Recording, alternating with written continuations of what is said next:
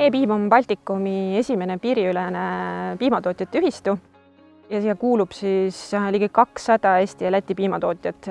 Piima varutakse 500 tonni päevas. Päris pika ajalooga, et juba eelmise sajandi alguses on siis esimesed äramärkimised. Toodetakse erinevaid piimatooteid, juustud on hästi populaarsed, piimavadakupulber või põhimõtteliselt kõike, mida piimast annab toota. Remmelgamaa talus on täna siis kuskil 75 lüpsilehma.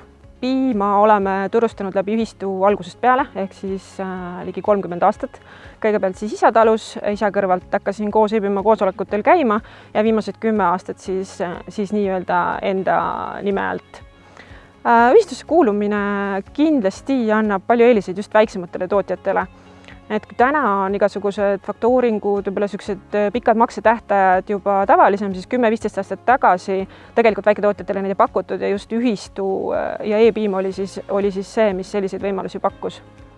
Üks suur eelis on kindlasti ka turustamine, et sa ei pea selle pärast muretsema või selle peale mõtlema, et sa tead, et su piim viiakse ära, töödeldakse ümber. Et on ka olnud ju neid aegu, kus väiketootjatel puudub igasugune kindlus, et kas nende piima järgi üldse tullakse, et e-piima liikmena on meil see alati siis see üks mure nii-öelda vähem olnud. E-piimas on täna ka siis selline programm, mille nimi on Olive Farm, mis tegelikult toetab siis põllumajandustootjaid, aitab neil siis mõõta, kaardistada oma sellist rohejalajälge ja tegelikult siis siia juurde kuuluvad ka siis infopäevad ja nõustamine, et kuidas siis jätkusuutlikumalt majandada.